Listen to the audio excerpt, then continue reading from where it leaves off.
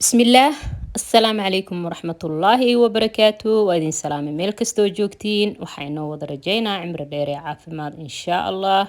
سو دوادا ميل والبا جوجتين قدار يرا نو ودا مانت ما شاء الله aan ka helnay idinkana nala soo baroobeeyo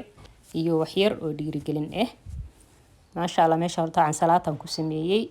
qudaarta waatana waa birjaan waa baradho waa basal waa carrot adi ayu qudaar oo isku darsan kartaa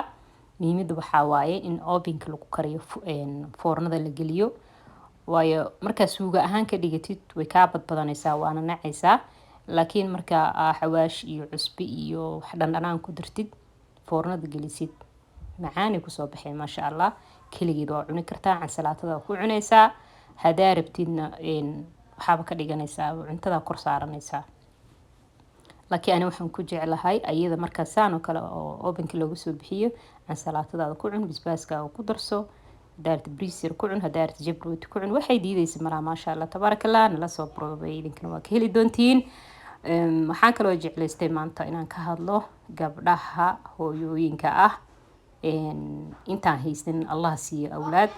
inta haysatana Allah u barakeeyo waxaan jeclaan lahaa hooyooyinka ku fikiraayo ayagoo nolol iska qabooban ku jiro oo caruurtooda ku dhex jiro oo ilmihiina hooyo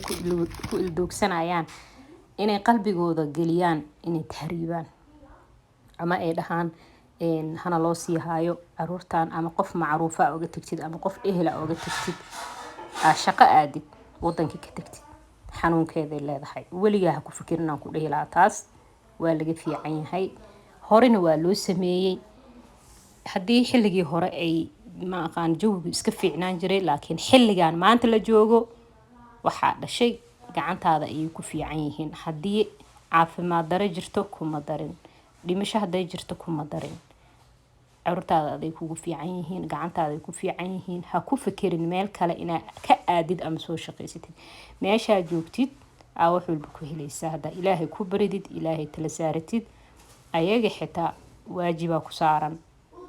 waxa waa ilaahay uu kugu xisaabtamaya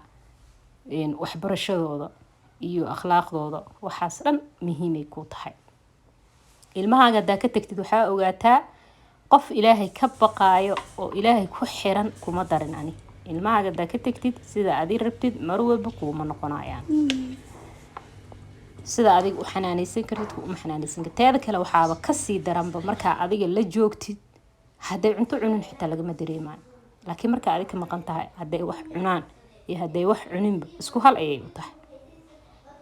iska rafaadsan yihiin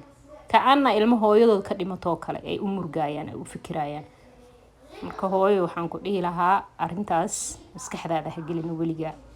ilaahay tala saaro waa dareemi karaa culeysyo badan oo hooyooyinka saaran waan dareemi karaa marka ilaahay taladaada saaro ilmahaaga hayso